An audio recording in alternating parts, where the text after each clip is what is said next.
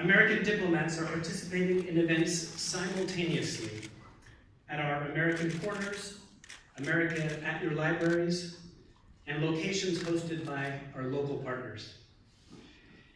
They're in every województwo in Poland, and we welcome them all today by video conference. We'll speak with them in just a moment.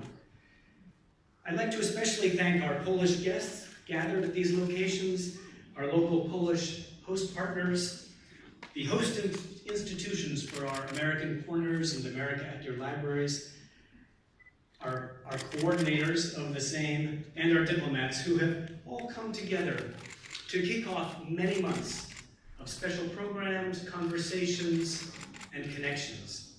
Today, we inaugurate a time of reflection and renewal.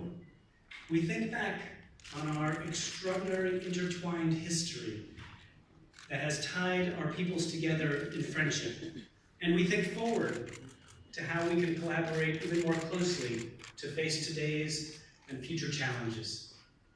100 years ago, the United States committed itself to the rebirth of an independent, sovereign, and free Poland. President Wilson officially declared U.S. support for a free and independent Poland in January 1918, after previewing his own personal commitment a year earlier. The United States became the first country to recognize Poland in January 1919.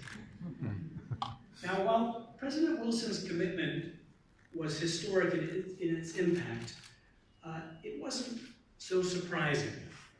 Poles like Kosciuszko and Pułaski and 100 others had fought for American independence, and Poles had become part of the fabric of American society from early settlers through subsequent Polish migration. Following President Wilson's diplomatic commitment, more American support flowed.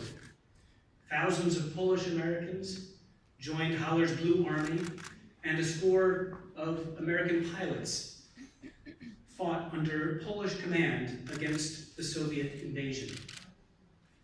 Recognizing the devastation wrought by World War I, President Wilson dispatched Herbert Hoover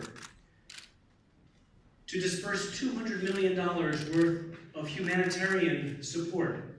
That would be $2.5 billion in today's money. And in response, 5.5 million Poles from all across the country, 20% of the population of that time, signed the Polish Declaration of Admiration and Friendship in honor of America's 150th birthday in 1926, as the video you just saw described. This 111-volume thank you letter has been called the greatest expression of affection from one people to another in human history.